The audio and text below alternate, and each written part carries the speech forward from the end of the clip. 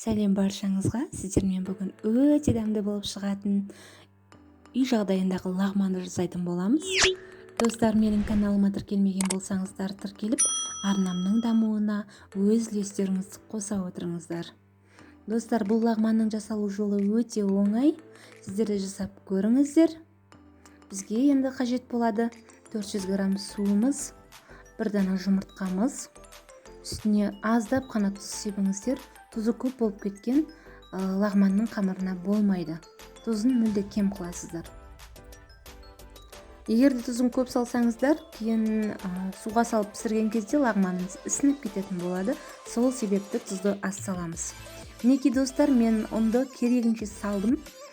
Ұнды өте көп салуы қажет, лағманның қамыры өте қатты болуы қажет. Мінекей достар, осылай жақсылап илеп араластырып аласыздар. Дәл осылай видеодағыдай илеп аласыздар. Үстіне тағы да ұн салдым. Менде арасында сұйықтық бар екен, сол себепті тағы да ұн салуға тура келді.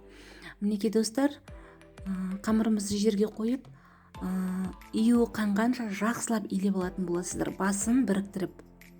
Мінекей арасын бәрін осылай жұлмалап, ашып, бүткіл жеріне қамыр жақсы иленген болу қажет.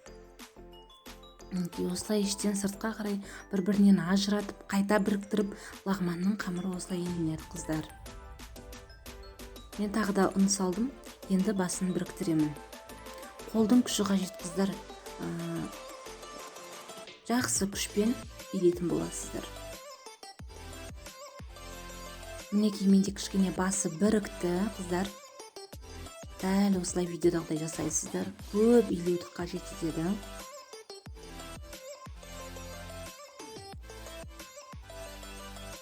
Осылай созып илейсіздер. Қамырдың июі жақсы қануы қажет. Мінекей мен 20 минутқа пакетке салдым. Пакетімнен алып, қайтадан иледім. 20 минутқа тұндырып алып, қайтып илесеңіздер, қамырдың басы бірігіп, жұмсарып қалады уже, қыздар. Мінекей ішінен сырттан ішке қарай кіргізе отырып илейсіздер жақсылап. Қамырдың құпиясы осында. Өте қатты қыласыздар лағманның қамырын. Мінекей енді кезекте дәл осы күйінде тағы да пакетімізге салып, жарты сағатқа қойып қоясыздар, қыздар. Енді кезекте мен подливасын жасайтын боламын. Етін маринадтап, подливасын бәрін дайындап, осыларды турап аламыз. Тұзым, томатым, чеснок қажет болады, капуста, пияз. Мінекей етті өте жұқа қылып турайсыздар, қыздар. Себебі қуырылған кезде тез пісуі қажет, и жұмсақ болып піседі, әдемі болып. Осылай жұп-жұқа қылып турап алыңыздар. Достар, менің арнама тіркелмеген болсаңыздар, тіркеліп кетіңіздер. Және де мұнда инстаграм парақшама тіркеліп кетіңіздер. Каналыма лайк басып, қоңыраушаны басып кетуді де ұмытпаңыз. Мінекей майлы жерін турамаймын. Мен алып қалдым, майлы жерінің қажеті жоқ бізге. Енді кезекте осының үстіне шамамен бір ас қасықтай соямызды құйып, оның үстіне бір ас қасық ұнымызды саламыз. Қыздар, сізді крахмал салсаңыздар да болады. Менде крахмал болмағандықтан үйдегі бар заттармен, яғни ұнмен араластырдым. Дәл осы күйінде 20 минутқа пакетпен бетін жауып, холодильникке қойып қоясыздар 20 минутқа. Мен мінекей барлығын турап алдым, керекті көкөністерімнің барлығын. Енді кезекте қызып тұрған қазанымызға жаңағы 20 минут маринадталған етімізді қуырып аламыз. Ең бірінші. Жақсылап қызарғанша қуырып аласыздар.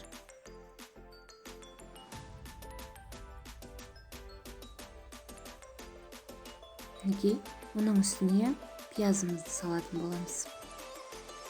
Пияз екеуін араластырып, жақсылап қапағын жауып, 5-10 минутқа бұқтырып қоямыз. Ендігі кезекте үстіне капустамызды салатын боламыз.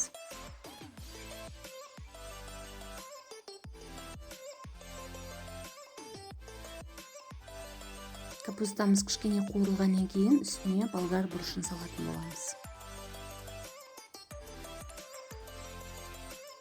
болгар бурушунда кичине аздап уруп аламыз.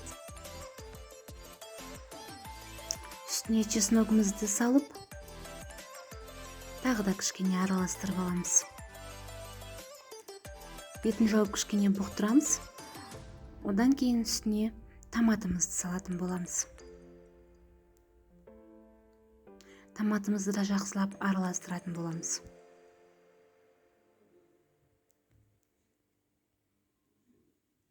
Үстүнө тузумузду салып, дагы да жакшылап аралаштырып алатын боламыз. Дагы да үстүнө бир аз касык соевый соусумузду куюп, жакшылап дагы да аралаштырып алып, бетин жаап кичине дагы буктуратын боламыз. Кичине буктурулгандан кийин onun üstüne приправаларымды салдым. Менде кызыл буруш, паприка және де кара бурушты салдым. Кызыл буруштан аздау салдым. Балалар жейтін болгандан кийин барлығын жакшылап аралаштырып, үстүнө бетинен кылып суу куйдум.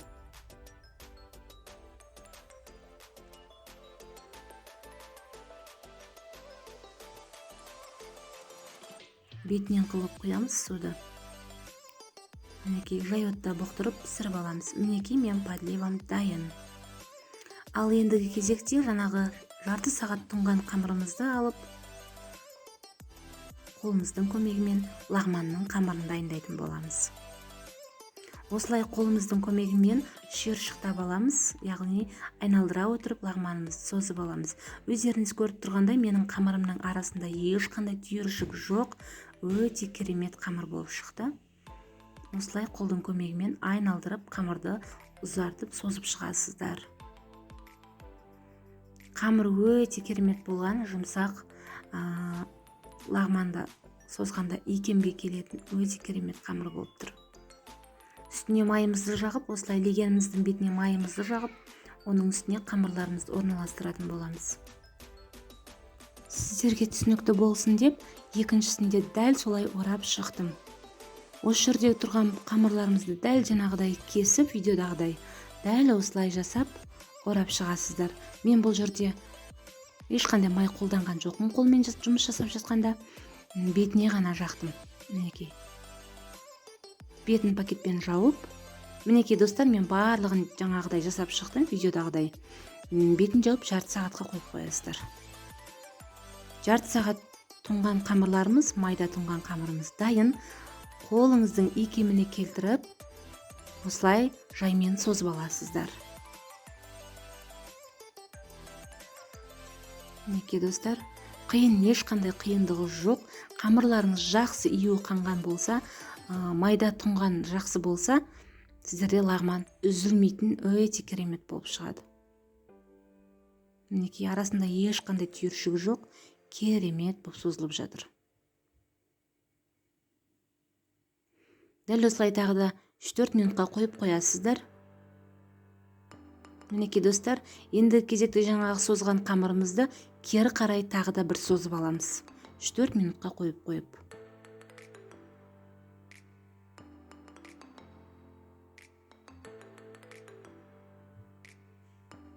Мінекей екіншісінде дәл солай созып аласыздар.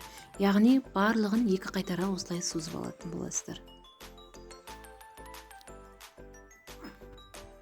Дәл осылай созып болғаннан кейін қамырларымызды тағы да 1-2 минутқа қойып, қолымыздың көмегімен айналдыра отырып, тағы да созып алып, қайнап тұрған суымызға салып, 6-7 минутта пісіріп алатын боламыз. Мінекей достар, менде шығып кетті, но үзілген жоқ. Дәл осылай қолдың көмегімен столдың үстіне ұрғылап, қайнап тұрған суға салып пісіріп аласыздар. Мінекей достар, піскен қамырларымызды мұздай суға салып, сүзгінің көмегімен сүзіп аласыздар. Сүзбесеңіздер майы дұрыс сіңбей қалады. Мінекей достар, менің өте керемет дәмді лагманым дайын. Достар, арнаға тіркеліп, каналға жазылуды ұмытпаңыздар. Сіздер жасап көріңіздер, бізге ас болсын.